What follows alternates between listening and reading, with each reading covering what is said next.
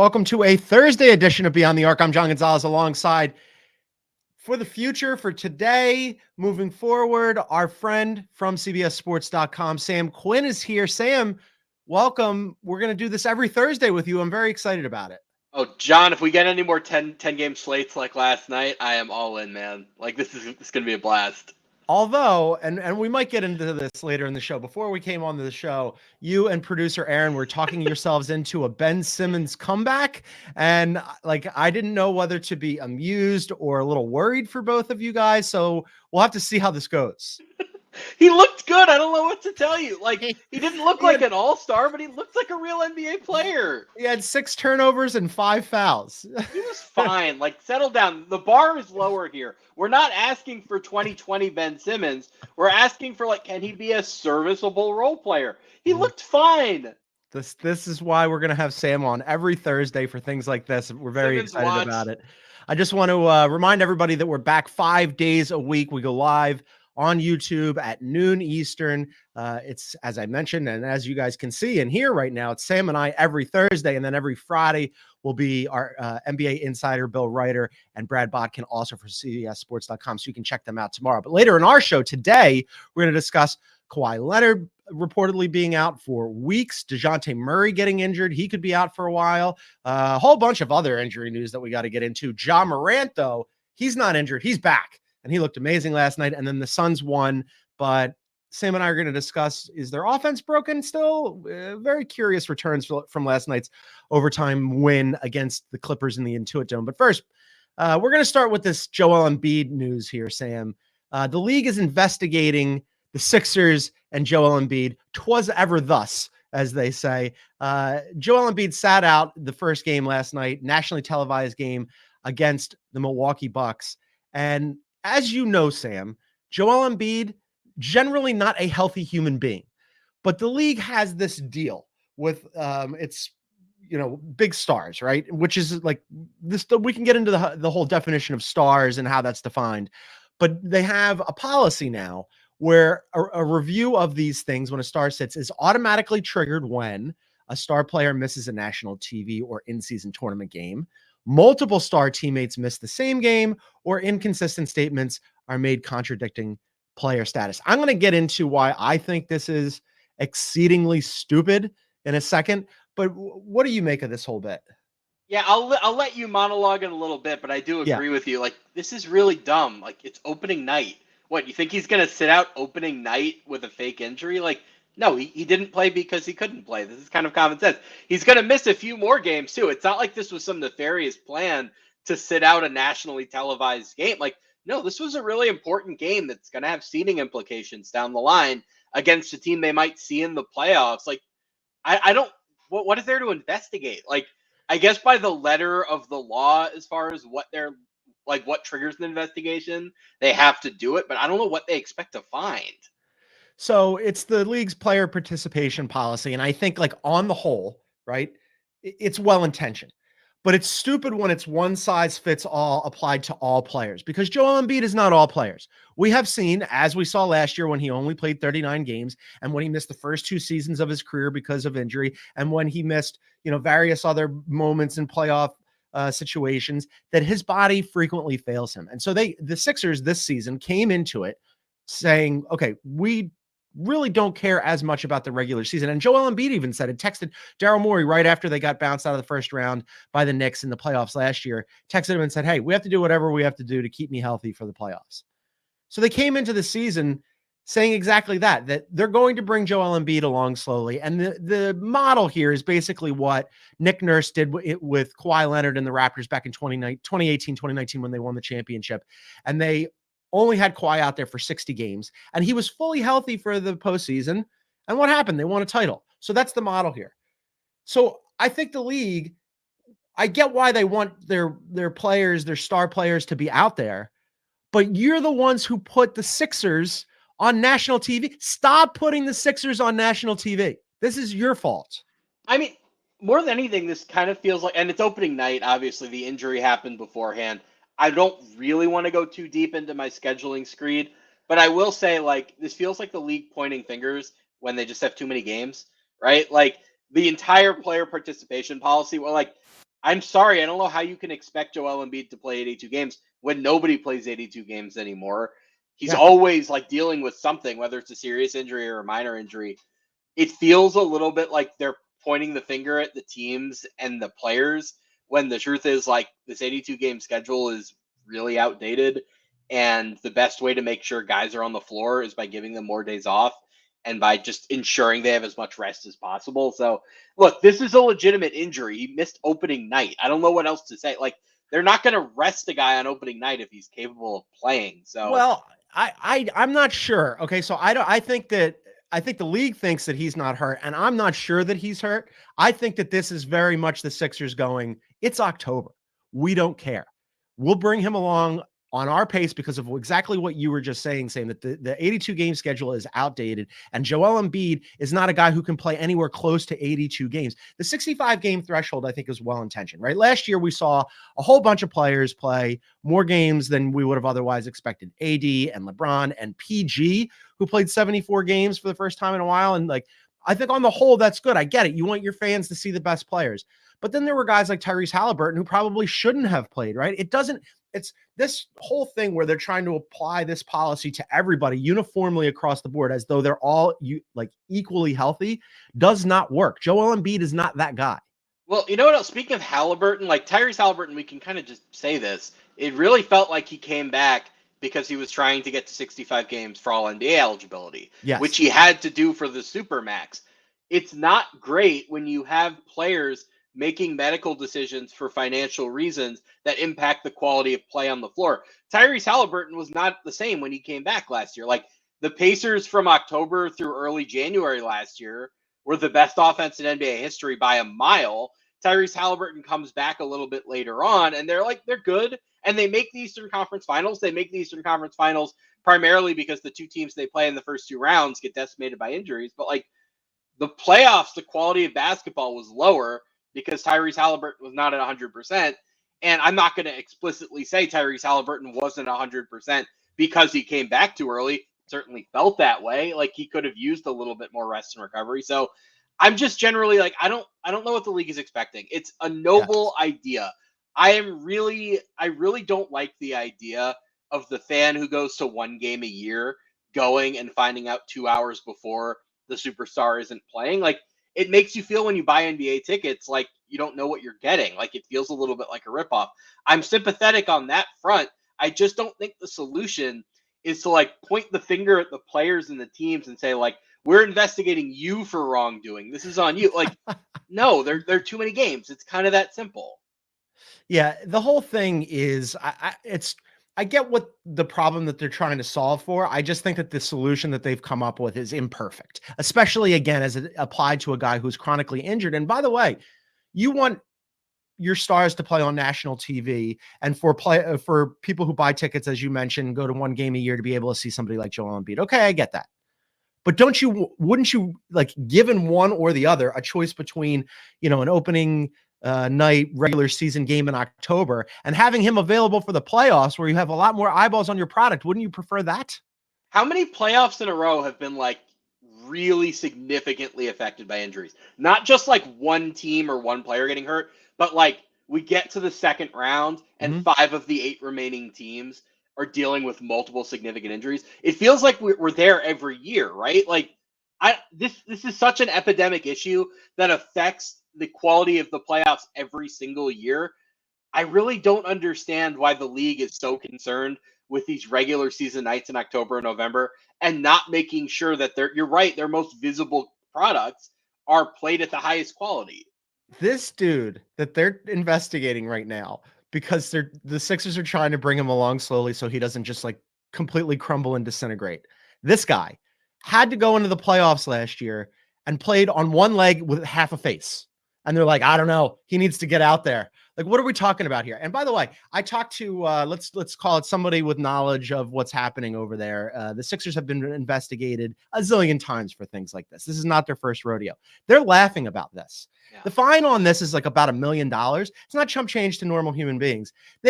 Josh Harris can shake that out of his couch cushions and throw it at whatever, like Sherlock Holmes CSI investigator that the league goes and sends over to the Sixers practice facility. This is silly. It's also like, think about all of the really weird medical situations the Sixers have had in the last decade or so. Like, this is what's triggering the investigation. Not the disappearance of Markelle Fultz's jump shot. Like, really? Like, this is the one we're fixating on. Or your guy, Ben Simmons, whose comeback is imminent, who just decided I'm not playing anymore, and especially not for Doc Rivers. Most improved player Ben Simmons to you. That I'm getting on the bandwagon right now. Before we move on from this thing, just because we're talking about the Sixers, they lose last night. They were undermanned. They didn't have PG or Embiid. I thought it might be one of those games where, hey, like Tyrese Maxey really goes up. It was just too much of a lift for Tyrese Maxey. He didn't shoot very well. Meanwhile, on the other side, Dame, I thought, looked pretty good. Giannis looked pretty good. They didn't have Chris Middleton. You and I are not very high on the Bucks this season. Any takeaways from the game? Yeah, a few. I mean, number one, the perimeter defense like had a pulse, right? Like last year, the Bucks might have had the single worst group of point of attack defenders I've ever seen on a playoff team. Gary Trent was like alive. Like he knew what to do. He was like generally okay. Like great. Taurean Prince, fine. I don't think they're playoff caliber, but like they're not going to be like they were last year where Malik Beasley is in the 13th percentile among all defenders in the NBA. And Adrian Griffin is just saying like, yeah, that's our stopper. Like they're better than that. The thing that I really noticed though, is that they're still not really running Giannis Dame pick and roll. I don't know if that's something that's going to develop over the season, but it was Dame and Brook Lopez all night. This is something that I have been clamoring for, that you've been clamoring for, that we've discussed on this show previously. It seems like the obvious fix here for that team, or something to try at least, or really experiment with, or, drill down on to see what you have there. And for whatever reason, under two head coaches now, they're not running it as much as you would expect. And I don't know why that is. There has to be something in the chemistry that's leading to it, right? We're like, remember when Stephen Curry and Kevin Durant were together and we kind of kept asking, when is their two-man action going to come? Like, when are they going to start running pick and roll? And it kind of turns out that Kevin Durant just doesn't really like screening. And like they would do it a little bit with some ghost screens and like they would work it in kind of, but not really. There's got to be something internally that's preventing them from doing it, because on paper, that should be one of the best pick and rolls in all of basketball. And just from a very simple logistical geometric standpoint on the court, you want Dame running pick and roll with Giannis because Brook Lopez can space the floor behind it. When Dame is running it with Brook Lopez, Giannis isn't spacing. You're putting him in the dunker spot, or you're putting him somewhere else. And like, you're not going to leave Giannis alone. Obviously, you're not going to ignore him in the way that you would a typical non-shooter, but like the spacing of it is a little bit different and a little bit, I don't want to say clunkier. It's clearly working for them. You also just want your two best players to interact, right? Like you want your two best players to amplify one another instead of doing the your turn, my turn thing. So I hope it's something that they work on throughout the season. It wasn't encouraging when we heard from the beginning of training camp, like, hey, did you guys get together for a couple days in the offseason, maybe work on the chemistry? No, we couldn't. I hope that's something that with more game action comes together, but it was really the Dame and Brook show as far as pick and roll went last night. Yeah, I'm not overly optimistic about them sorting it out with Doc Rivers, who said that he's never underperformed before. I'm with you on the whole. I think like the Bucks are a middle of the pack playoff team in the Eastern Conference, and then they blow this whole thing up in the offseason. John, you want to take? Sure. Are we sure that Doc Rivers is the best NBA head coach today who broadcasted games for ESPN last season? Because JJ looked really good. He did. We talked about that on yesterday's show with Bill. I love that take. We're going to get more of your takes on the other side. We're going to take a quick break, and then we're going to get into the other injury news, and there's a ton. There's Kawhi and Dejounte Murray and Brandon Miller went down, and on and on and on. We'll discuss that on the other side. You're watching and listening to Beyond the Arc. Saturdays at 3:30. It's big time. CBS Sports has a big-time game with big-time implications when the top-ranked Oregon Ducks welcome in number 20 Illinois. It's big time. Saturday on CBS and streaming on Paramount+. All right, welcome back to Beyond the Arc. John Gonzalez, and every Thursday now, Sam Quinn from CBSSports.com joining us. Just a reminder, you can get us wherever you get your favorite podcasts. Please download, subscribe, and leave a review. And if you're listening on Spotify, you can leave us a comment on this episode. Just look below the play button on the Spotify app when you're in full screen mode, and you can tell us what you think of the show, or leave us a question, or perhaps press Sam on his curious Ben Simmons comeback take, which we're going to get to a little later. We mentioned injuries. Kawhi Leonard, Sam, yesterday a report from Shams saying that he will be missing, quote, weeks. No word on whether or not the league's investigating the Clippers, but that's kind of a blow to them. They didn't look bad last night. They lost to the Suns at home in the opening of the Intuit Dome. The defense looked really good. I wonder what's going to happen with their offense, like outside, like they were really struggling for shot creation beyond James Harden. But this is both, the Kawhi news is both not surprising and also, like, I would expect a pretty big blow to them. Yeah, when I heard he's going to be out for weeks, my initial thought was, well, I guess you can measure any unit of time in weeks, right? Like, what is a year if not 52 weeks? Like, what is 6 months if not 26 weeks?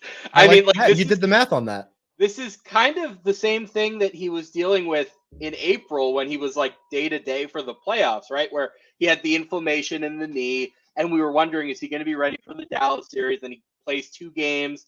And it's like, oh, you know, he's out. The Clippers get eliminated. He'll be ready for Team USA. And then Team USA comes and, no, he's not ready. They send him home, and then but okay, now he'll be ready for training camp, and training camp comes, and oh no, he's not practicing. He's not playing in the preseason. Like, I'm sorry, I don't take any timeline we see on Kawhi Leonard seriously. Like, there's clearly something degenerative wrong in his knee that is not like, oh, give him a couple weeks and he'll be good. This is something that he's going to be dealing with for the rest of his career. Even when he comes back, that's not a license to say the Clippers have Kawhi Leonard now, they're going to be okay. Like, no, he might just not be a player who can play 50 games in a season anymore. He might be somebody that, like, one wrong move and he's out 3 months, and that changes the entire trajectory for the Clippers. And you were right about the Clippers shot creation last night. They have 3 guys on this team that I feel generally comfortable dribbling and creating shots. One of them is Kawhi Leonard, who obviously didn't play. One of them is Norm Powell, who's like a decent 6-man type, like more of an individual creator. He's not much of a playmaker. And then obviously there's James Harden. And James Harden, by the eye test, mostly looked good. He took 28 shots. And by the time overtime came, he was clearly out of gas. Like, it was that simple. He had several turnovers in overtime. He ran out of gas. He's 35. He's never been great as far as conditioning goes. And he was the only person really consistently creating offense for the Clippers last night. If it's just James Harden, I know he wants to play heliocentric basketball. I don't think he's really equipped to do that anymore, at least for 48 minutes. I don't know what to say. I don't know how they're going to score points. He's not a system. He's the system. Let's not forget about that. But you're right. He's 35 years old, and it's I suspect that it's going to be a pretty heavy lift for him. It's going to end up being one of those really good stats, bad teams type of situations. But with respect to Kawhi, this sucks, man. I mean, like, the high water mark being that championship with the Toronto Raptors, and then him just like falling off a cliff and not being, like, last year looked like he was fine, right? He played more games than he had in a long time. And then all of a sudden, as the playoffs approach, all of a sudden they shut him down, and then he doesn't come back. And it's just like, it was such a bummer. And in retrospect, the idea that he was ever going to be on Team USA was such folly. Like, what were we even thinking? Like, why did he even try it, attempt it to Team USA and Grant Hill think, you know, what's a good idea? Let's get that guy. We'll put him next to Embiid, and they're going to play a bunch in the summer. Bad idea. And it just sucks. I wonder, though, where are you on the clip? Like, let's just assume, as you mentioned, any unit of time for Kawhi, we suspect the timeline will be longer than the Clippers would otherwise want. Where are you on the Clippers sans Kawhi, and like where they end up in the Western Conference? Like, not bottom of the standings, but missing the play-in. Like, they can't score. It's kind of that simple. The defense, I generally trust to be, like, pretty solid. I ranked them 9th before. Yeah, I think so too. And they held up last night. Like, Terrence Mann was great on Devin Booker all night. Like, they have so many big, rangy wings to throw at whoever, right? Like, Derek Jones Jr. was there. Chris Dunn was there. Like, getting Nick Batum back, not only does that give you a good wing, gives you a small ball center. Like, there's a lot there defensively to be excited about. So I don't think we're talking about a team that's going to win 25 games, but, like, maybe it's 32. Harden can only keep this up for so long. Like, I know James Harden never really gets hurt, But at 35 with that kind of workload, yeah, I think it's fair to be nervous. By the way, I thought Harden looked pretty good last night. You thought Harden looked pretty good last night. Producer Aaron thought Harden looked pretty good last night. But he also points out when you look at the numbers, he was 10 for 28 with 8 turnovers. So like Harden eye test and then Harden actually on the score sheet, maybe not quite adding up. I do like your point about the Clippers defense because I think like offensively, they're going to be challenged. Defensively, they have a lot of guys, as you mentioned, that they can throw at the other team. And so while we're on the subject, Suns win this in overtime. Last year, Suns had some problems, not some problems, had massive problems in the fourth quarter. They were the worst team in the fourth quarter by a million miles last season, but they make it through a fourth quarter and win a game in overtime on a night when, Sam, their offense didn't look really good. And I'm wondering if you think there's something, one game, small sample size, right? If you think there's something still a little wonky about their offense, or was it the Clippers playing good defense and throwing a million guys out? I mean, Booker only took 9 shots last night. How is that even possible? Yeah, and like there were long stretches of the game when like Durant, I think, only had a few shots in the first half until maybe late in the second quarter. And then Bradley Beal spent most of the third and fourth quarter like kind of just off in the corner until Devin Booker got fouled out. And all of a sudden, Bradley Beal is back into it. And it's like, it feels like they're struggling to get everybody in a rhythm at the same time. And almost when Booker fouled out, it kind of gave them some clarity as far as like, okay, we have our starting point guard in Tyus Jones. We have 2 stars who we're creating shots for. And then like everything falls in line after that. I thought Tyus Jones was helpful. I was like, when I watched it live last night, it felt like he might like be the MVP of the team. That was a little bit much. I went back and watched it again last night, or watched it again this morning, and like he was good. It was helpful. Like there was a lot of just very simple stuff where like Durant wanted to switch hunt a smaller defender and pick and roll, and that's a lot easier to do when you have a point guard who can set up the whole play so that you have that clean look for the switch in the pick and roll. I'm just a little nervous that there are still too many cooks in the kitchen here.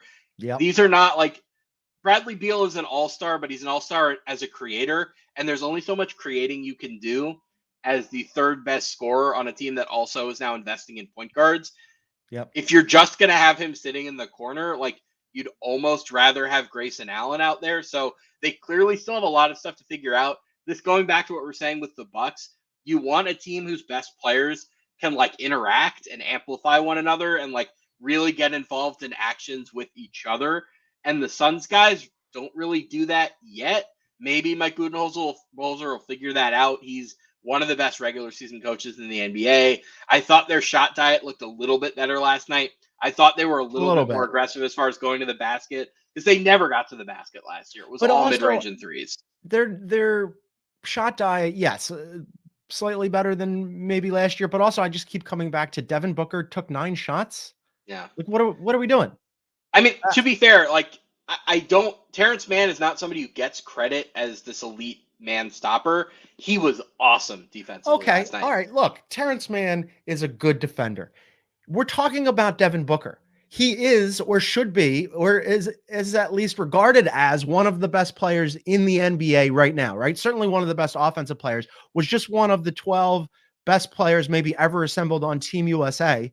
Depending on what you think of that roster versus the Dream Team roster, a very good unit, right? And we're talking, poor Devin Booker. He had Terrence Mann on him. It's the NBA, man. Every time you go out there's going to be somebody good on Devin Booker.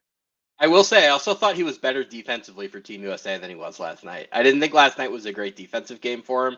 It's a little strange because, like you said, he took 9 shots. Like, the workload was not clearly there. They did put a lot of effort into trying to create looks for him. That Clippers defense made it hard. But, yeah, they have to figure out how can we, balance the workload between these 3 stars so that, they're all involved, but they're not, working, tiring themselves out.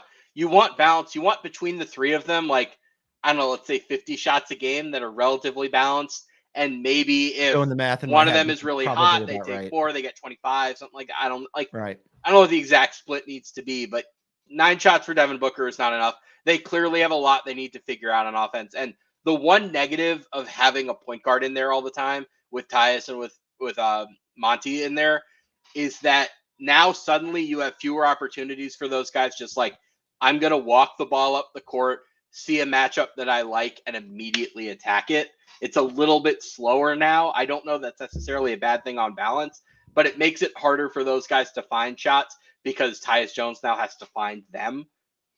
Yeah. All right. So before we move on here, quickly, where did you have the Suns plotted in the Western Conference? I think Bill and I did our conference prediction show the other day, and I had them 6, and I don't know if I feel good or bad about that.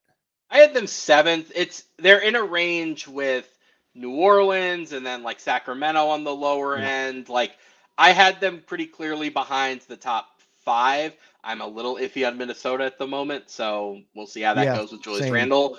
But I had them like in that mix where they could be in the top 6. They could be a play-in team.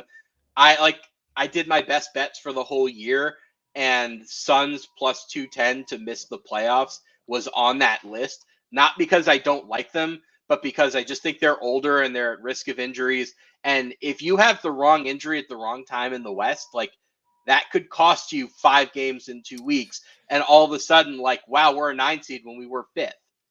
It's interesting that you mentioned the wrong injury at the wrong time, because we're going to take a break here. But on the other side, we're going to talk about one of those injuries. Last night, Dejounte Murray goes down. What will the impact be on his broken hand to the Pelicans? We'll discuss that. You're watching and listening to Beyond the Arc. There are some things in life that you can't quite explain. An extraordinary story. Maybe it sounds flawless, looks effortless, or makes you feel like a part of history. The first ever goal for BFC. And when all of those phenomenons come together, it's perfect. Pitch perfect.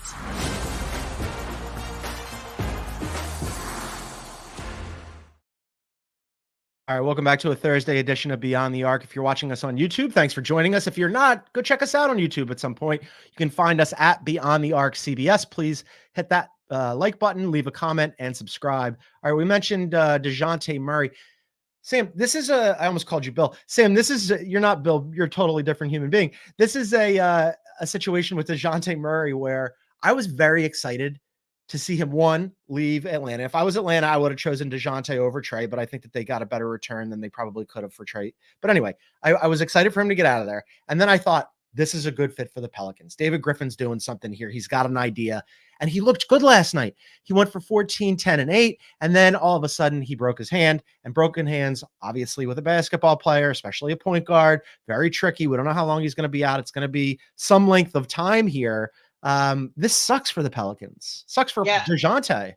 They sacrificed a lot of depth very intentionally to be a top-heavy team, right? You know, they give up Dyson Daniels and Larry Nance in the trade. You let Valanciunas go. You let Najee Marshall go.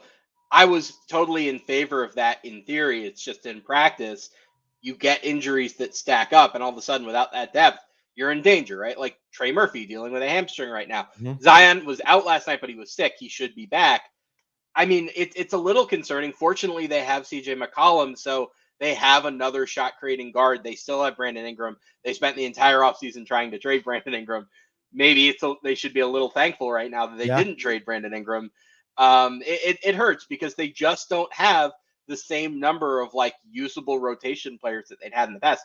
The big strength of the Pelicans last year was that they had like 9 guys on the team that could credibly start in a pinch. So right now, it's not like you're really heavily relying on Zion has to come back and really hit the ground running. Brandon Ingram had 33 last night. You really need him to keep playing well. It's a contract year, so like fortunately he has the motivation. But a lot of the theory of this team was we have 6 or 7 really good players, and 2 of them are already hurt. All right, there's a little bit of a deep cut. I personally am a big Jordan Hawkins guy. I think that this could be a nice little opportunity for him. I think he's a good player. He just hasn't gotten much run. But yes, to your point about like that team could get pretty thin pretty fast because of all the guys that they lost. This is a bummer. And you know, like who knows? The Western Conference is absolutely stacked. Depending on how long Dejounte is out, when he comes back, where are they in the standings, right? I mean, like these games, look, it's early, obviously, but these games count as much as the games later in the season. And like, it's just for him to be out any length of time could be crippling eventually. Well, it's also just aside from the games you lose in the standings, you also lose the time of integrating these guys into the rotation, right? Like learning to play with Zion is not easy if you're anything but like, it's easy for a Jordan Hawkins type who's just like going to be gunning threes from all over the court. If you're somebody like Dejounte, who's like very much a rhythm player, who likes the ball in certain spots that don't necessarily easily fit with what Zion does, like that's something they can figure out, but it's going to take time. If you miss a month, 2 months, 3 months, I don't know. It depends on the nature of the break, how long he's going to be out. But like any time you miss now is time you don't get back when there are 2 minutes left in the first round of like a game against Oklahoma City or Memphis or, you know, whoever it is. That chemistry really matters, and you lose that time to figure it out. And then you would think there's a good chance that they're going to trade Brandon Ingram at some point, just given their finances. Like, this is not a team that we expected to be stable across 82 games. There are going to be changes, and like injuries only make it harder to figure all that stuff out. Lot for David Griffin to do this season. Just such a bummer that Dejounte broke his hand in game 1. Also a bummer, but to a lesser extent, just because of where they are in the standings. Brandon Miller went out last night with a hip, and Emmanuel quickly was out with a pelvic injury.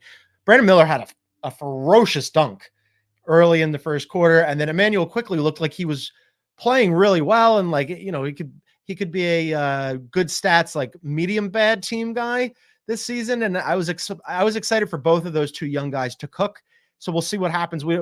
It's not going to be, at least we don't know right away, the same way that we know with Dejounte Murray what the situation is. So we'll keep an eye on both of those guys. Somebody who came back from injury though last night, Sam, Ja Morant. Last year, Ja Morant, the whole season was a disaster, right? He misses the first 25 games with a disciplinary issue. He comes back, and then he almost immediately goes out again with an injury. And now he comes back last night, and that whole team was injury bitten last season. And I think we had forgotten, or at least some people had, what the Grizzlies look like when Ja and the rest of the team is fully healthy. No Triple J last night. He's still dealing with a hamstring injury, but Ja was dynamic last night, especially at the end of the game. Did you see the play where he put it behind his back in traffic in the lane, went right into Walker Kessler's chest, changed the ball in the air, and then made the shot basically to salt the game away? I thought he was fantastic. There's nobody like Ja, man. Like, there are a certain number of guys in the league where, like, they are the only player that plays the way that they do. And I know he's gotten the comps to Westbrook and to Derrick Rose. Like, Ja Morant is one of one. And it's just so much, the league is so much more fun when he's in it. I also do want to say, I know Zach Edey fouled out of that game, and I know the stats weren't great. Like, I understand all that.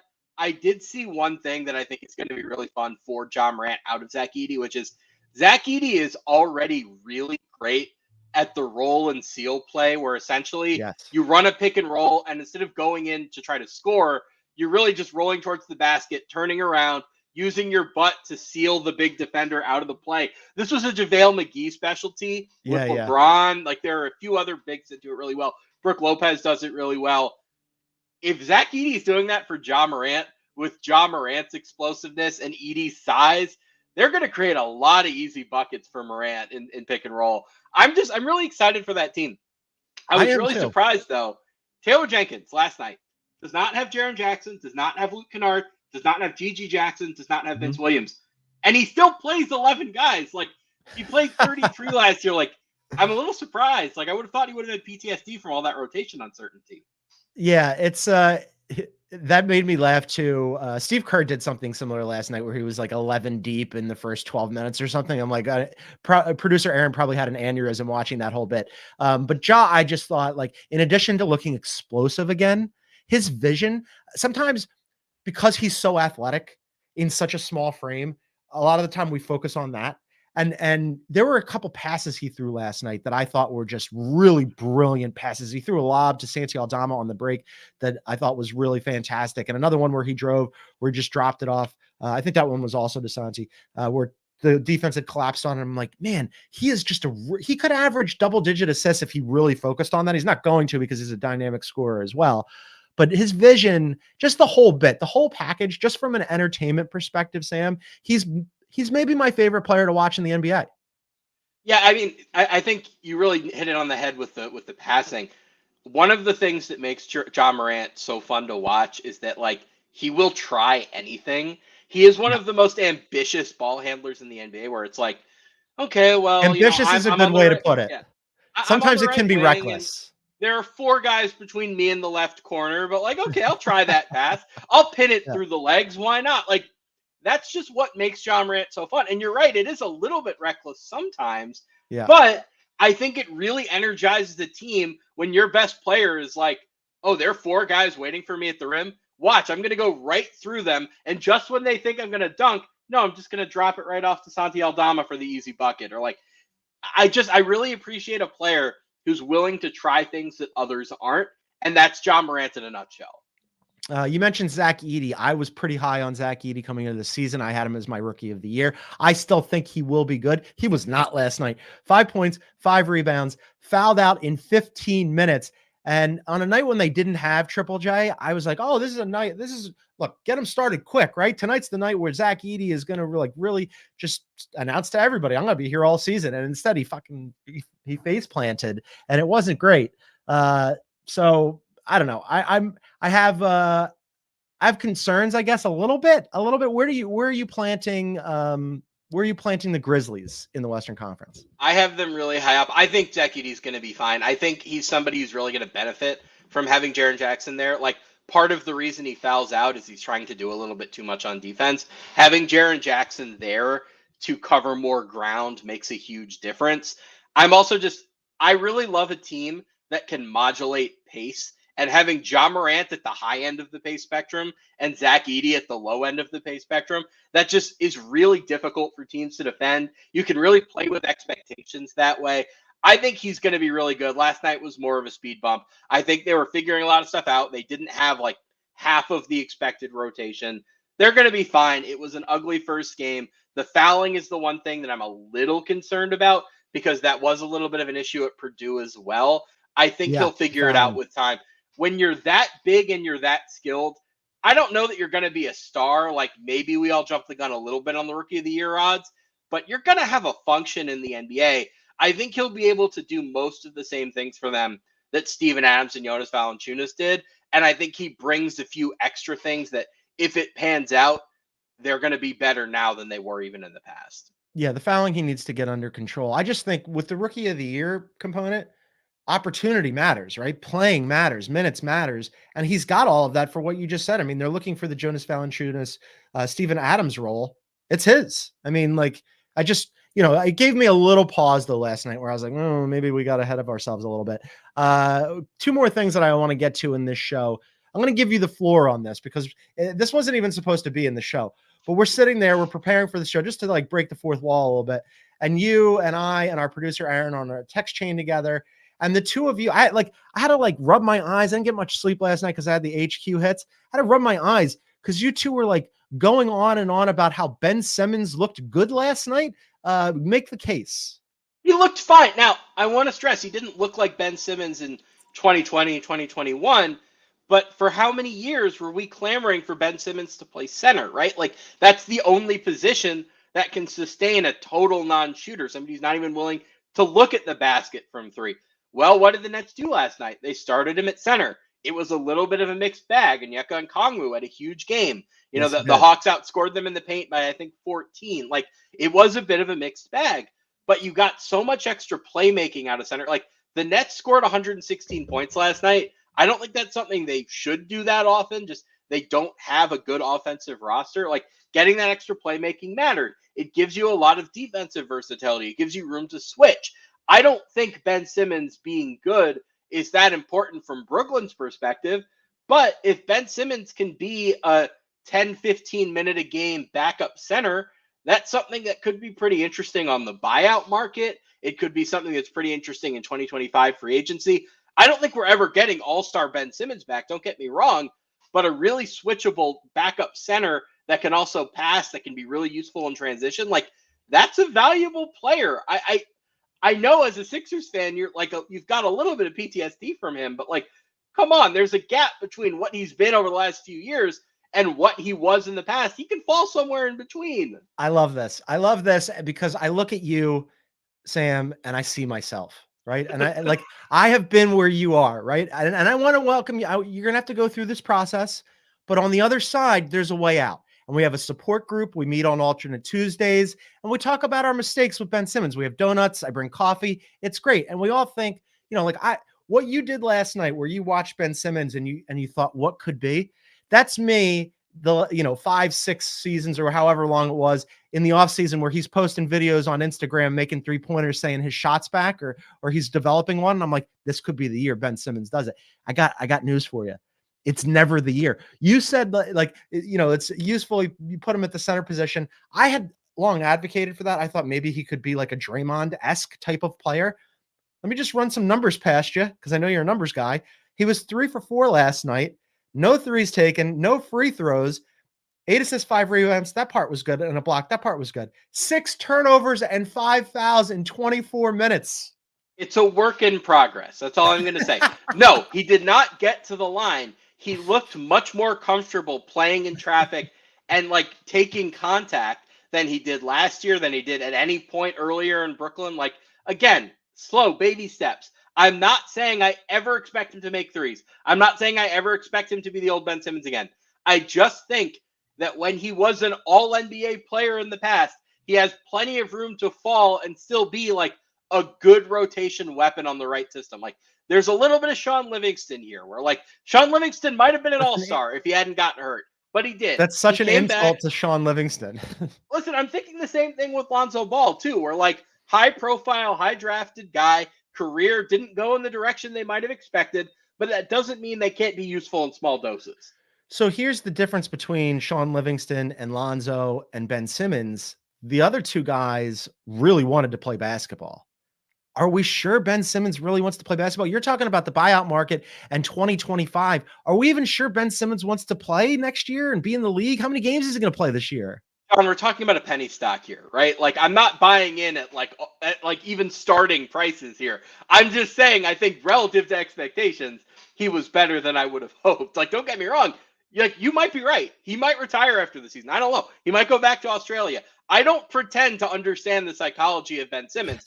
I'm just talking about the basketball player that I watched last night who was fine, good enough to be on an NBA floor, help a team win a game. Beauty in the eye of the beholder. So true with Ben Simmons. I quit him a long time ago. One day you'll quit. You'll move on to better things. We're going to wrap up the show with a segment that we'll probably do every Thursday now that you're going to join us, because Wednesday nights are pretty heavy schedule in the NBA. So we're going to do our team of the night from last night. This is interpreted however you want to interpret it. So who was your team of the night last night and why? Yeah, let's get a shout out to the Cleveland Cavaliers. I think one of the biggest margins of victory last night, they win by 30. What I really noticed watching them, I watched most of the first half of that game, was that they're making such an effort to involve Evan Mobley in the offense. Led the team in scoring, 25 points, led the team in shot attempts, 14. He was bringing the ball up the court. They were really running half-court action through him. He took 2 threes, made one of them. I really don't buy into the idea that Evan Mobley and Jared Allen can win in the playoffs together long-term. But if it's going to happen, it has to happen this way, with Evan Mobley being a really big part of the offense. And I don't know if he's ever going to be a good 3-point shooter. He's got to get to a volume perspective up to 3 or 4 attempts per game, just enough to get guarded for him to be viable. And Kenny Atkinson had Jared Allen in Brooklyn. He got fired over Jared Allen, frankly. Yeah. This is a player that he feels very passionate about. I don't think they're going to trade Jared Allen at least before this year's deadline. They're going to try to make it work with these two. And I thought the things they did last night with Evan Mobley were a step in the right direction as far as make it work as much as it's possible, given the shooting deficiencies at play here. I'm an Evan Mobley believer, and I'm a Kenny Atkinson believer. So if it can be figured out with these two, I think Kenny would be one of the guys who could crack that code.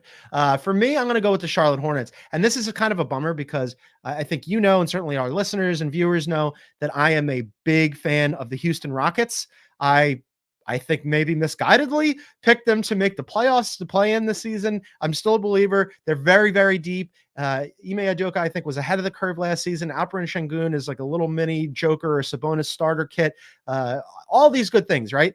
None of that was on display last night. The Houston Rockets should not lose at home to my team of the night, the Charlotte Hornets. The Charlotte Hornets last night, LaMelo Ball comes back, didn't play much last season, looked every bit as good as we remember LaMelo Ball looking. But this is a team, Sam, the Charlotte Hornets, who don't have huge expectations.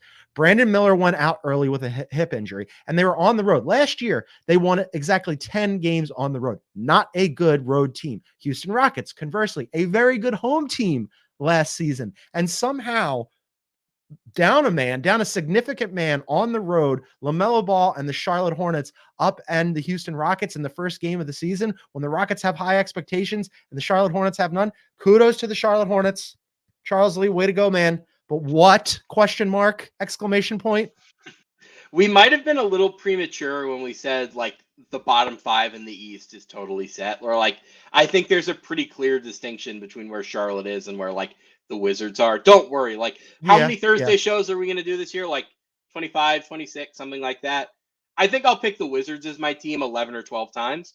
Unfortunately, I couldn't last night. The Hornets are clearly a cut above that. Like, the Hornets of last night looked like a team that could maybe compete for a play-in. Like, Trey Mann, 24 points off the bench. Like, all right. Like, you guys look like you're discovering some young players. You're well coached by a very, very respected assistant in Charles Lee. I didn't watch too much of that game. I caught a couple of the last few minutes. I watched the whole thing.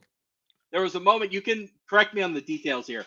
It was either Grant Williams setting an illegal screen on Dillon Brooks or Dillon Brooks setting an illegal screen on Grant Williams. And I remember one of them, whoever didn't get the call, was like furious about it. And I remember thinking, like, there has never been a less sympathetic foul all across the board. Where, like, I don't know who I'm rooting for here.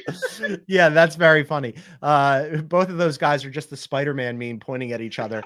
But no, I mean, like, I was last year and then continue to be this year, despite last night's results, very high on the Houston Rockets. They're a fun watch. They got a lot of guys. That's like a perfect nerd team for me, where you look at them and you go, it's not a KD team or a Steph team or a LeBron team. It's just like 8 guys on that. Like, it's a Tari Eason situation with, next to Amin Thompson, where you're like, they just have useful basketball players across the board and greater than the sum of their parts. Right. And then last night they just face plant. And I'm like, well, if you're going to be a serious team, if you're supposed to be chasing down, the Warriors or whoever else is at the back end of the play-in, you cannot lose at home to the Charlotte Hornets. Yeah, that's a bad loss. I will say, like, it's a team that for the last few years, even, like, you see these little glimpses where, like, God, Jalen Green is so athletic. Mm-hmm. And you see like 1 or 2 finishes every game where you're just like, man, if he like integrates a little bit of craft here, it's going to be great. And Şengün, it's a lot of the same thing. Right now, like, they're very much a team that's figuring out who they are in a way that, like, I thought they would have gotten there last year, but no, we're still doing this year. Like, they have too many guys. They're figuring out, like, who they really want to feature. Green and Şengün both got contracts. And I thought both of them were good contracts, but there's clearly still some identity stuff going on here, where down the stretch, I didn't feel like they knew what they wanted to do, who they wanted to be. I'm with you. I think they are a play-in team. They're a little further behind than I thought they'd be at this point. The problem with being a play-in team, though, like we mentioned on the prediction show, is that in the Western Conference, it's like, okay, well, now you got to leave somebody out. So I don't know. Might have gotten over my skis a little bit on that one, but congratulations to my team of the night, the team I've always rooted for, the Charlotte Hornets. This was a very fun Thursday, Sam. You're going to be joining us, as I mentioned, every Thursday right here live on YouTube, noon Eastern. We're going to do that 5 days a week with some other combinations, me and Bill. And then tomorrow you're going to have Bill and Brad Botkin. But before we go, you are a prolific writer for CBSSports.com. What do we got cooking these days? What can people find and read? Yeah, last night I tried to find one lesson from all 10 games, like something you can take away. Obviously, like, nobody can watch all 10 games in one night, but you're trying to see as many teams as possible, as early as possible, get a sense for what's going on around the league. So I tried to touch on at least something from all 10 games. Tonight we've got 2 really, really good ones, Mavericks Spurs and Nuggets Thunder. I'm sure I'll do something off of that, but season started, like, basketball. You don't have to wait for a specific story because I'll have stuff all the time now. I just want to say to our friends in both Sacramento and Minnesota that I didn't overlook the Wolves-Kings game. That is going to be nice and fun and exciting. That was Sam. So please send all of your hate mail to @SamQuinnCBS on Twitter. There is nothing wrong with bronze, John.